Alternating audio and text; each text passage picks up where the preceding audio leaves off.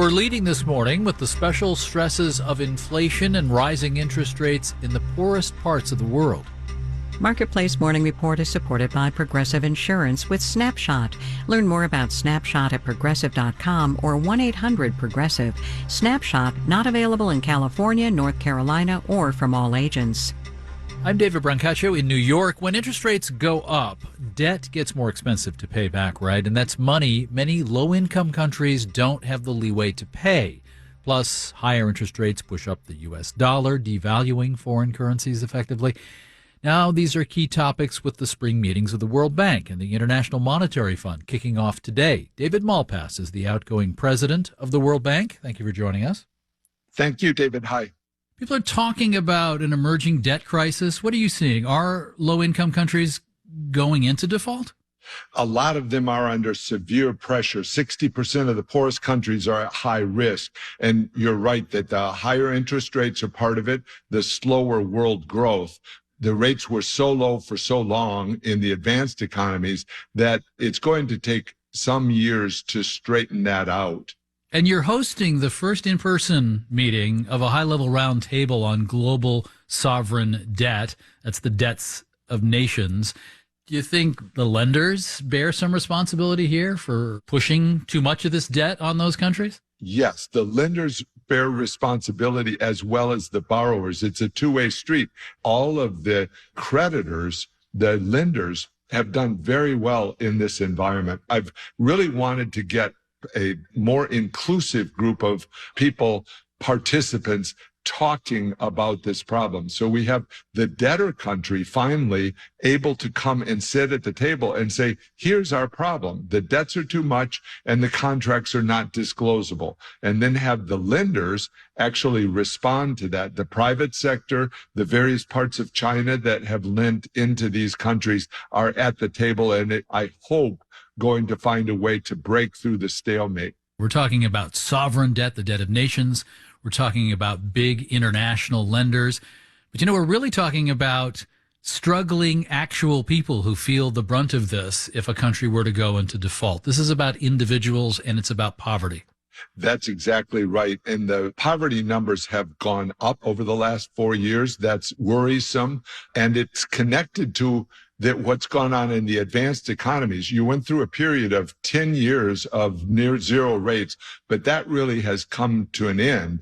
And we're now in an environment where we have a whole new economic landscape in the advanced economies, post-monetarism, and there's no easy way out of that. And some of the countries are caught in this same mix. Mr. Malpass, you're leaving your job before the end of your 5-year term. You were criticized for not fully getting the need to deal aggressively with climate change.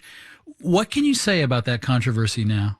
Well, there are big problems in the world, and one of the tendencies of the world is to point fingers elsewhere. The key thing is I've been super busy. 4 years, it's a very challenging job here at the World Bank, and that comes on top of a super challenging job within the U.S. government. So I've put in 6 years of public service. We accomplished a lot at the World Bank, including on climate. In my tenure, we doubled our spending on climate. But whatever you do, the world is going to look at it and say, well, we want to go to conferences and we aren't really going to put new money in, but it should be solved by the World Bank. The World Bank is doing a huge, immense effort in this area. I hope it can have impact on the world. David Malpass, president of the World Bank, thank you very much for your time. Thanks, David. We talk more about that subject and the gathering debt crisis in emerging economies in the extended version of that interview, streamable from the Marketplace page. And it's nice that some people get a holiday even if you and I have to work, right? Financial markets are closed in Europe for Easter Monday now. Here, it's a regular workday. S&P futures are down 0.6%. Dow futures are currently down 0.3%. NASDAQ futures down 0.8%. And now that March Madness is over, the corporate quarterly profits season begins. Not that I'm implying a correlation with the timing there. The big banks reveal how they did starting late this week.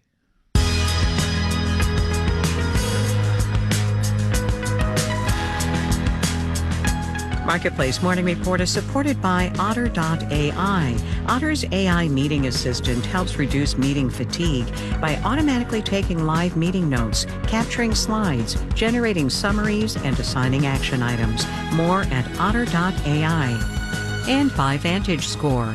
VantageScore's credit scoring models help expand financial inclusion by leveraging predictive analytics at VantageScore.com. We're not getting the raises we were last year. The Labor Department reported on Friday that average hourly pay went up 4.2% year over year compared to nearly 6% a year ago. And while some retail inflation is coming down, the pay is not keeping pace, something people drawing paychecks know all too well. Marketplace's Mitchell Hartman has more. In a recent survey, Bankrate.com found that in spite of rising layoffs, slower hiring, and fewer job openings, the majority of Americans in the workforce tell us they plan to look for a job over the next year.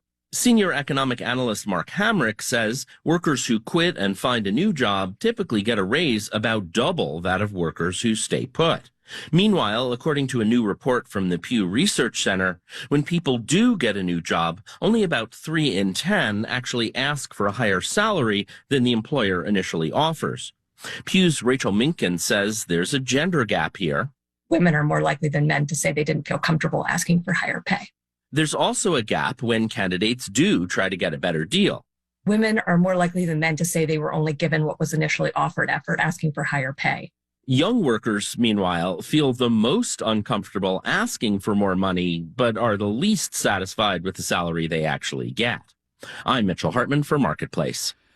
And as companies deal with higher interest rates and plan for what some economists see as a possible recession over the next year, firms are buying less equipment. Apple's shipments of computers, not iPhones or watches or AirPods, but Minis and iMacs, were down more than 40% January to March, according to Bloomberg News.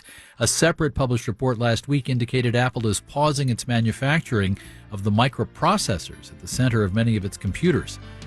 In New York, I'm David Brancaccio. You're listening to the Marketplace Morning Report.